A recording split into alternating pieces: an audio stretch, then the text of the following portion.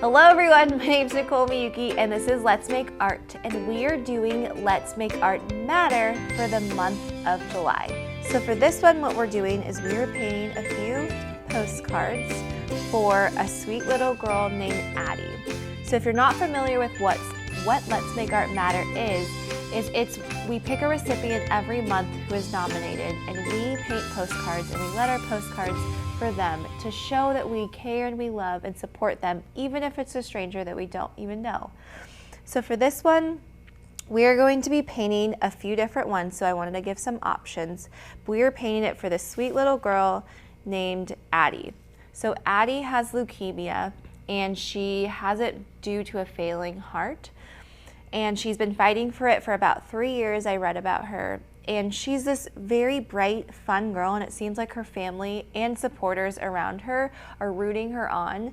And we want to also root her on through this fight. I'm getting little chills because I can't even imagine this little girl and what her life is really like. So I was looking through some photos of her on her Facebook, which we'll link as well in the comments. And she had this really cute blanket that had a bunch of rainbows on it. So I thought to combine a few things, because I also saw that they have t-shirts for sale just to support what they're going through. And the tagline said, "Fighting for Brighter Days." So I thought how cool if we incorporated the rainbows and that tagline, and also, since it's her heart that we want to support, creating some postcards that have her name and a heart with it. So to create this project, we are going to be using 3 different colors that turn into 6 different colors. Magic. Also, I should mention, if you are a part of our subscription box, you'll have a postcard that's like this, that's stamped, so all you need to do is write the address on the back. But if you're not a part of our subscription box, please still join along and do this with us. If you email our customer service team at hello@letsmakeart.com. Hello, Let's Make Art. Yep. That is correct. Hello, letsmakeart.com. You can get the address for Addy and we'll send it to you. And you can just cut some paper up. This is just our watercolor paper that we've been using. So the 3 different colors that we're going to start with are magenta, deep yellow. I'm going to do the color wheel again, Keenan. And Tahoe blue. But what I did was, on my circle palette, is I already mixed. So if you notice, there's 3 additional colors that I added here. And so what I did was I used my watercolors, and I just added a few drops to mix them together. So I mixed magenta and deep yellow, and I created orange. And then I mixed yellow and blue together to make green. And then I mixed Tahoe blue and magenta, which is acting as our red, to create purple. So that's the color wheel. And we are going to incorporate that for our rainbow. So the first one that we're going to do together is just a very simple rainbow. So don't feel like you have to make this perfect. If you notice, and you can look in here, is that my colors bled together. And I thought, and Keenan loved that too, that it creates a bloom and just this cool effect. And so don't feel like you have to make this perfect. So what we're going to do is we're just going to take all colors. You don't need a lot of space, but I would just keep a little bit of space for your words. So you're going to draw the rainbow of colors. So red, orange. And so what I'm doing is, when I'm doing this, I'm slightly overlapping onto the next color, and that's what's creating that bloom. Red, orange, yellow. And also, I didn't mention this, but I would have a little cup of water to wipe off your brush. Green. You also, if you wanted, you don't have to do a rainbow. You can do, maybe you just pick 3 colors or 2 colors. Blue. Purple. Okay. So then I am going to I want to have her photo right there, so we know who we're painting for. So now I'm going to draw or write out my lettering. So fighting for brighter days. when I did this, if you look really closely, you'll notice I also did a rainbow of colors. So to do that, it's going to be the same concept as what we did here, was where we're just going to pick up another color and keep going. I'm going to be using, sorry I didn't mention this previously, when I was doing my rainbow, I was using my medium aquash brush, but you can use any bigger round brush if you don't have the specific one. And then for my lettering, because it's so small, I'm going to be using my round 0. So the trick to doing an ombre effect with lettering is I would like you to simply overlap. So what I mean by that is if I draw maybe a few words, I'm going to pick up my next color and overlap to start to blend into the next color. So I am not going and getting more water. I'm just simply dipping into the next color and keeping going. Dot the I, cross the T. Fighting. So you rinse that off though, because I had some pink. I want to start with yellow. 4. So the other thing that I want you to notice is that Keenan can zoom in on this one. Yep, I'm zoomed in. Okay, I am zoomed in. You're zoned in. Is I am simply using the tip of my brush. So I am not pressing hard at all. That's how you can create the really thin stroke that we're getting here. So you'll notice I'm also not talking to myself like I usually sometimes do, where I say thin on the up, thick on the down. When you are drawing really small, don't feel like you have to think about that. It will naturally have some variance just based on how you're lettering. But it doesn't have to have that exact variance that we've been learning and that we're accustomed to now. So simply just use the tip. So now I'm going to move on to my blue. And now I'm going to pick up my purple. And so I'm going to overlap just a little bit. And then that turned into a really blue, so I'm going to get more purple. Oh, I need an S. Fighting for brighter days. That was really fast. That was fast. So, and I realized there's a little bit of spacing here. I should have moved that over a little bit.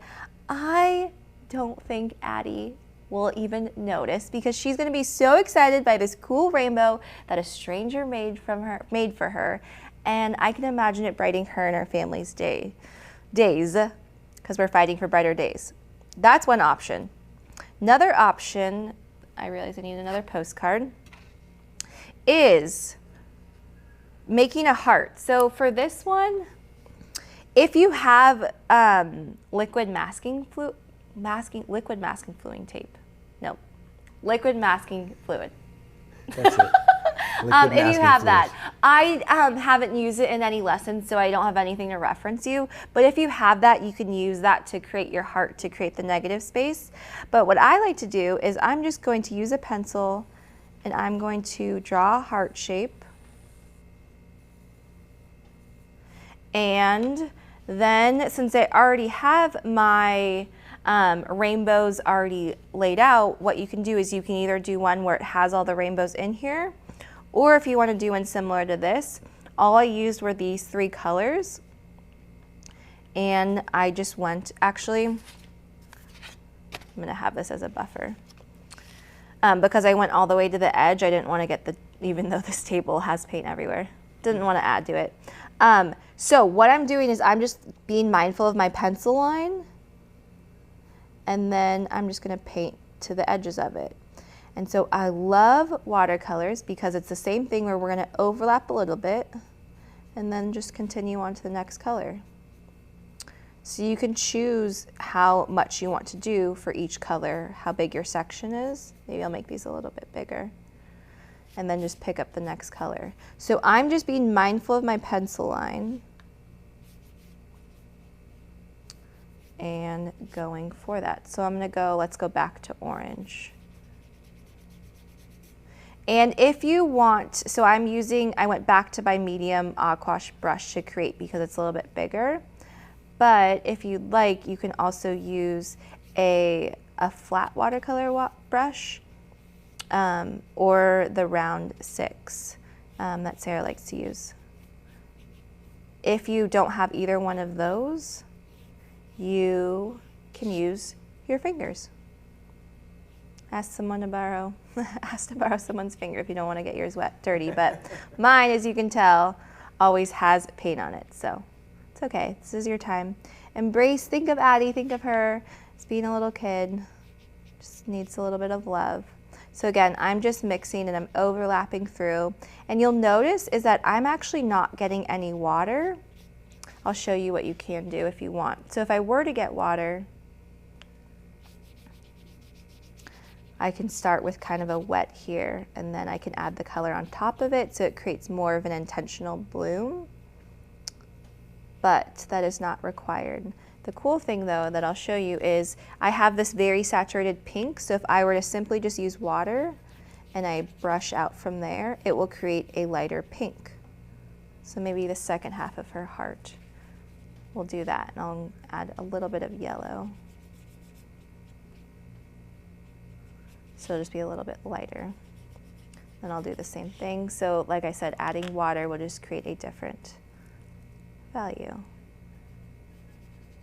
Did you notice my hands were like that? Fingers gone. Spread out. Yeah. Okay, so when you get to this beginning of it, what I suggest doing is just overlapping it again, because if it dried a little bit, you can always, I call it reawakening it just a little bit. So, ooh, that looks so fun. It's like the sherbet that Brock made. Sherbet. So if you're looking at this specifically, you'll notice that on this side I had my bloom because there was more water, whereas on this side all I did was I just added the colors to each other, so it blended very nicely. It just doesn't have that bloom. So all personal preference how you do this. And even though my heart got a little wonky, it doesn't bother me because you can also at the very end add an outline to it. So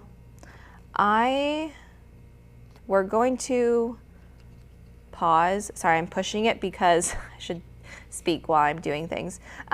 It got really bent. So if you are ever watercoloring and you realize your paper bends, or sometimes it bends up, I don't know, it always depends. I don't know why it chooses to do that whichever way, but sometimes if you just bend it back the other way, while it's wet, it'll reform.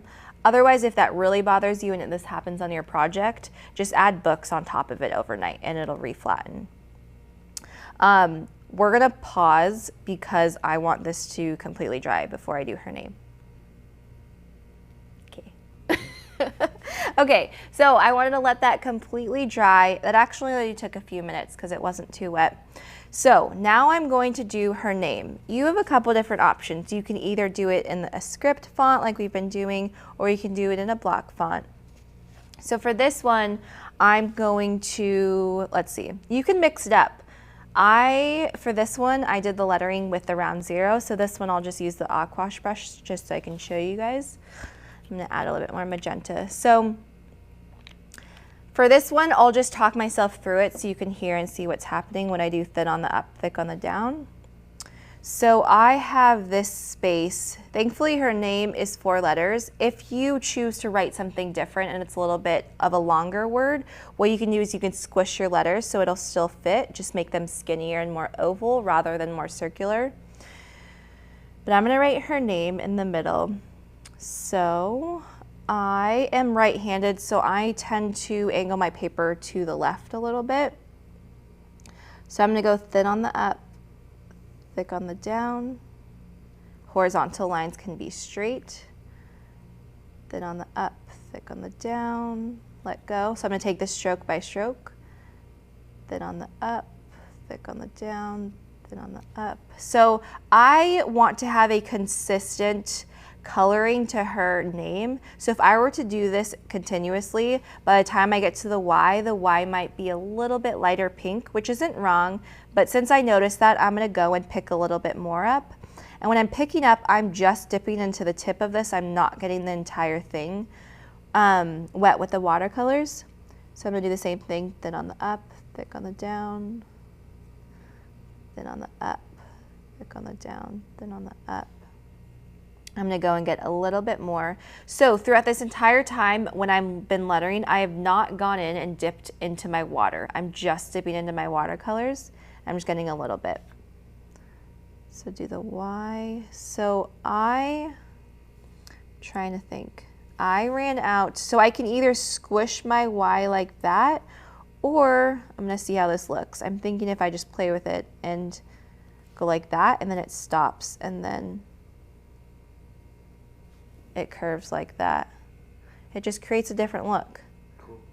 I'm gonna just improvise. I wanna make this orange and connect this. So it's just really slightly. Throughout there. That's cool, that's a little bit different. So now what I was talking about, how the outline of my heart got a little bit weird, I'm going to do it with magenta, and I wanna draw a thin line. So I'm gonna switch back to my round 0, and I'm just gonna paint and overlap. So the reason why I moved really quickly was Keenan, can you zoom in on this? On just the brush? What would you like? Oh, you're probably you're good. That looks so cool from there. So what happened was because I went and dipped water, I don't want to do it on here. If you can see, there's that bubble right there. So if I were to paint and start, that bubble might, well, it's not, of course, because I'm asking it to do it. It's sitting there. But sometimes it might drip all the way over here. And so, I'll move over for you. That might bother me. So, oh, there it goes. That's why immediately my first reaction was just to move it so it didn't do that. So if that ever happens to you and you feel like you have too much water, just dab it off on here and then go back in. With these watercolors, because they're liquid, you don't need that much water, like I said. I just did that to wash off my brush. So I'm just gonna create a really thin line to outline her heart. And I'm not pressing very hard. Let's see. I'm gonna stop right there.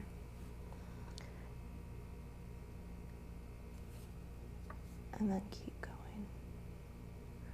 And even though I have a pencil line there, it's super faked and I'm just overlapping it, so you will not see it.